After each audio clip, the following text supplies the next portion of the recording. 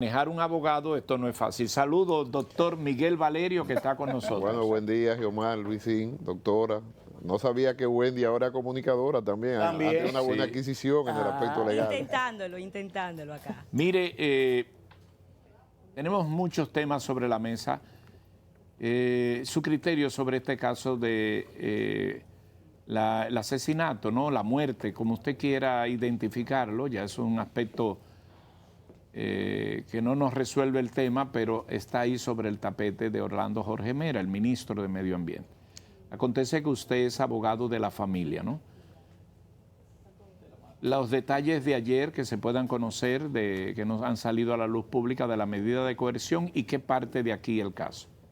Mira, lo primero es que al caso hay que dar un ribete de Estado, porque se trata de la muerte de un ministro en el ejercicio de sus funciones y por ejercer su cargo, al negar, como ya ha salido públicamente, unas autorizaciones o licencias de exportación de batería al extranjero, al señor Miguel Cruz. Básicamente ese es el caso y eso es importante que quede en la imagen colectiva. No se trata aquí de un asesinato cualquiera, porque es un asesinato por el ejercicio de la función de un ministro. En ese sentido, en el caso de Orlando Jorge Mera, primero lo lamento mucho porque quiero decir que Orlando y yo no solamente éramos amigos, sino Orlando fue hasta el jurado de mi tesis de grado en la licenciatura en Derecho, con lo cual una amistad de muchos años. Y usted sabe muy bien que los penalistas generalmente trabajamos con mucha oficina. Yo trabajé mucho tiempo con la oficina de Orlando y luego tuve la oportunidad de servir inclusive en casos personales como abogado Orlando Jorge. Entonces, estamos hablando de una amistad muy profunda que yo me ha dolido mucho lo ocurrido ya en lo personal. Doctor, ¿cómo fue el ambiente ayer? Usted que estaba presente, evidentemente, en la medida de coerción, y llevaron allí a Miguel al escenario, ¿no? ¿Cómo fue el ambiente? No, realmente fue el señor Miguel Cruz llegó, estaban sus abogados presentes. Los abogados en un primer momento dijeron inmediatamente que ellos reconocen que la medida de coerción tiene que ser prisión preventiva, con lo cual entendemos de que va a ser una medida muy rápida. Eso no quiere decir de que desde el primer momento se tiene que marcar lo que se llama el ritmo procesal. El ritmo procesal aquí es, según la teoría que ellos ya empiezan a enarbolar en los medios de comunicación, una un poco contradictoria, que fue el tema de que ellos decían que no era culpable y hablando extraoficialmente con el amigo Giomar, decía de manera, bueno, pues lo irán a poner loco. Esa es una tesis posible y evidentemente que no, porque todos los análisis que se van haciendo de lo que él va declarando en los interrogatorios, del reconocimiento que él hace, de la misma forma como ocurre el hecho, evidentemente da que no está loco. La segunda sería, sí, cómo no. No, continúa. La segunda sería algo muy técnico, y lo voy a explicar muy sencillo. Según ellos, y lo dijeron que lo íbamos a discutir en otro terreno, porque evidentemente la medida de coerción simplemente para decir si se va a escapar o no, o si se dan unos presupuestos de gravedad del hecho, que el hecho es evidentemente muy grave. Entonces, es cuando ocurre una muerte espontánea, es decir, en el fragor de una discusión, alguien mata a una persona. Pero en este caso no podríamos hablar de eso. Yo lo decía de manera categórica ayer porque se trata de una persona que tenía un móvil muy determinado. Es decir, se le negaron unos permisos y él se traslada a medio ambiente con una pistola de manera oculta, sube al despacho del ministro, se arma una discusión y Orlando, tengo que decirlo lamentablemente, siendo Orlando, porque Orlando no era un agente de conflicto. O sea, en la vida real, yo me acuerdo tratando temas con Orlando y Orlando era un agente, por ejemplo, yo soy un abogado muy agresivo, la gente sabe muy bien que evidentemente el pleito es peleando, no hay otra forma de hacerlo. Y Orlando era muy pasivo, mira Miguel, vamos a tratar esto de esta manera, con cierta delicadeza. Y Orlando le dice a la seguridad, salgan. Y evidentemente el seguridad sale cuando no debió salir, debió plantarse, aquí estoy. Entonces, ante esa situación, él empieza la discusión, saca la pistola, aquí viene lo interesante, dispara 13 disparos, es decir, el ánimo de matarlo de una manera fuerte empieza. Dispara de lejos y luego dice la autopsia que se acerca y dispara otra vez al Evidentemente los 13 no hicieron impacto. No, solamente 6. Hay un término... Perdóname, Mar, Sí. para concluir esta parte. Evidentemente, los analistas establecen qué tipo de conducta, en qué estado estaba cuando más del 50% de los disparos no hicieron impacto. O sea, crea una situación del estado en que él estaba. Exacto. Número uno. Número dos, doctor, la medida de coerción que el Ministerio Público anuncia es pedir un año. Cuando existen tantas evidencias, hay quienes preguntan por qué un año, si es evidente que en 3 meses está bastante claro. ¿Cuál es la diferencia de pedir un año o no? Y lo otro es que corre con mucha insistencia culpar a la seguridad que está en el Ministerio de Medio Ambiente. Me gustaría su opinión, porque una cantidad impresionante de analistas, de gentes de medios, dicen que los culpables de esa muerte fue la seguridad establecida en el ministerio. Pero acontece que el ministro dice, él es mi amigo, no quiero seguridad, y trancó la puerta. ¿Hay culpabilidad? Mira, precisamente, primero, es muy difícil en este país, porque en este país lo primero es que si un ministro tiene seguridad, la misma gente empieza a decir, ah, mira cómo anda, lleno de gente. Y eso parecería que algo sencillo, pero es así aquí. Y lo critican mucho. Y lo critican mucho, inclusive los ministros se cuidan, y él se cuidaba mucho de que no dijeran, él anda con 5 o 6 seguridad. Cuando los intereses ambientales, fuera de que fuera Orlando Jorge Mera o no, son intereses muy potentes porque usted abre o cierra empresa. De eso se trata. O sea, son temas que van directamente a lo económico. Y un experto en seguridad me dijo, y me lo dijo al tanto, o sea, lamentablemente aquí no hay una cultura, como el caso, por ejemplo, de Estados Unidos, donde se le considera al presidente, al ministro, como un bien de la nación. O sea, su seguridad, aunque usted es el que la controla, usted no tiene derecho a decir un seguridad, no se pare aquí. Porque le dice, no, usted mañana me puede reportar por esto y hasta cancelarme. Pero yo me voy a parar aquí, porque si a usted le pasa algo, yo soy el responsable. Entonces, cuando el ministro le dice salga, hubo ahí, cualquier persona hubiera salido. O sea, no, en la lógica del Entonces, dominicano. no se le puede culpar a ellos. Evidentemente, ahora, de que hubo un fallo de seguridad, sí. De que eso lleva a cambio, sí. De que hay que llevar la seguridad a extremos, sí, porque estamos en una ola de violencia colectiva. Ustedes decían ahorita la modificación del Código Penal, la reforma policial, la reforma de la seguridad del Estado, habrá que revisarla, porque fíjense que este caso salió en El País, o sea, de España. El periódico de España. Salió en periódico de Centroamérica.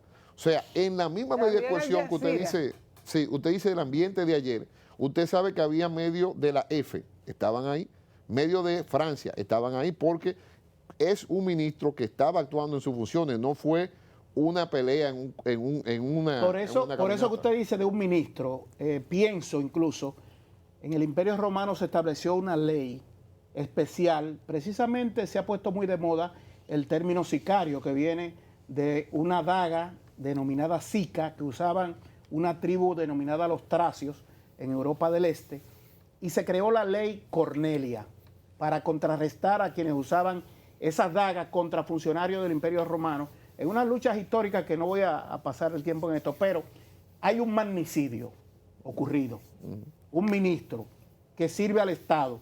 ¿Cómo penalizar, cree usted, dentro de esta reforma del Código Penal, penalizar con mayor carga al culpable de una acción contra una autoridad en ejercicio de sus funciones que arriesgó su vida para defender los intereses del Estado y del pueblo dominicano?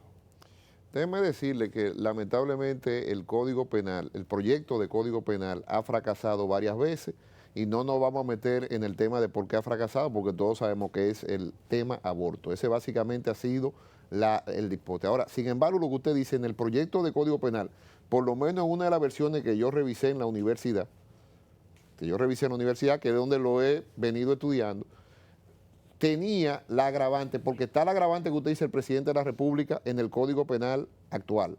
Lo que pasa es que por una disposición francesa de 1832, fíjese que es lo que tenemos aquí, simplemente la pena máxima era 30 años. Pero en ese proyecto de Código Penal, en una de las versiones, porque estoy diciendo que han habido más de 15 o 20 versiones del año 1996 a la fecha y no la han podido aprobar, estaba el agravante que lo subía creo que a 40 años, cuando usted mataba a un funcionario del Estado en el ejercicio de sus funciones, porque ahí ya no hay solamente un asesinato al ser humano, sino también un reto a la autoridad pública. Y en este país, se quiera o no se quiera, se tiene que respetar la autoridad pública, o sea, no queda de otra, porque si aquí empezamos a que ocurran cosas así, ese fue un hecho donde quedó muy evidenciado. El ministro le negó unos permisos al señor Miguel Cruz. Pero hay otros casos que se pueden dar por similares y entonces se podría eso convertir en una práctica que fuera, básicamente nos mete en otros estados, donde usted sabe muy bien, donde la seguridad de un ministro es prácticamente la seguridad del presidente de los Estados Unidos por las situaciones que se dan en ese estado. Me estoy refiriendo a casos como El Salvador, me estoy refiriendo a casos como Honduras, me estoy refiriendo a casos Colombia. O sea, donde el ministro, básicamente, usted para llegar, yo me acuerdo que iba a Colombia una vez al mes estudiando y una vez tocó un ministro en la universidad. Y mire, el movimiento, y coincidió, creo que con la muerte del Mono Jojoy, que era ese guerrillero de la FARC. El movimiento de gente que hubo ahí de revisiones era impresionante. Entonces, a eso es que no podemos llegar. Ojalá llegue a un grado de civilidad como Costa Rica, donde el presidente anda con 3 o 4 personas. Wendy tiene una intervención. Wendy, adelante desde por nuestra cabina de radio, por favor. Muy buenos días, Miguel. En el día de ayer trascendieron algunas declaraciones de nuestro colega y amigo Ivo René Sánchez y se dio como una especie de burla en las redes sociales porque él establecía que aunque su cliente haya cometido el delito, no era culpable. Ya en inicio se explicaste de qué se pudiera tratar, pero mi pregunta sería, ¿contemplan ustedes de manera preventiva, dado que ya la defensa ha dicho que va a ir por la inimputabilidad, realizarle las experticias de rigor al imputado para poder establecer eso que tú decías? Que la forma en la que él actuó descarta cualquier probabilidad de enfermedad mental. Mira, en el caso de Ivo René, evidentemente, como tú bien dices, es un colega y yo soy muy respetuoso del derecho de defensa, lo quiero decir, porque cualquier persona se merece la mejor defensa. Evidentemente de que sí se van a solicitar experticia o ellos mismos la solicitarán si van por esa tesis, porque recuérdense que ahí entra mucho el derecho que tiene el imputado de decir si va o no va a una experticia sobre su cabeza y sobre su mente. Es un derecho que él podría decir inclusive a decir yo me niego. Pero si ellos van por esa tesis, nosotros con mucho gusto se darían la experticia y psiquiatras que dictaminen si está apto o no para ir a un juicio o si tuvo acto o no para cometer el hecho en ese momento. Evidentemente que las conclusiones serán, por muchos hechos que no puedo decir ahora porque eso está en fase de investigación, que ese fue un hecho muy preparado, muy planificado y se van a revelar cosas en su momento, porque estamos en fase de investigación, que van a determinar de que él estuvo en su pleno juicio cuando cometió su hecho delictivo. O sea, eso no hay duda. Y que aprovechó, que es lo peor, aprovechó la confianza de un amigo de toda la vida. Ahí voy al punto de la amistad, doctor, porque no fue un caso de un desconocido para con en este caso un ministro, sino que eran amigos, o sea, amigos desde la infancia, o sea, desde que eran niños. Entonces, ¿puede el imputado, en este caso, apelar a una serie de declaraciones que podrían afectar la imagen del desaparecido ministro? Eso, todo lo que él diga tiene que demostrarlo o puede decir cosas partiendo de la amistad entre ambos y partiendo de que habrían cosas de que quizás ni usted como abogado de la familia, ni el señor Ivo como abogado del imputado puedan saberlo. Todo lo que diga el imputado tiene que demostrarlo o puede decir cosas partiendo de la intimidad de la amistad. Mira, lo primero es, y esto ya te lo enseñan los años, o sea, yo he dicho varias veces de que Ciudad Nueva en sí es una maestría. O sea, el tú convivir en ese ecosistema es una maestría. No hay imputado que no desarrolle una teoría fantasiosa. No existe. O sea, en todo mi ejercicio profesional, salvo que hay un arrepentimiento real, donde yo me equivoqué, yo lo hice y me voy directo a la cárcel. en esos casos, y uno sabe cuando hay un arrepentimiento real y cuando no.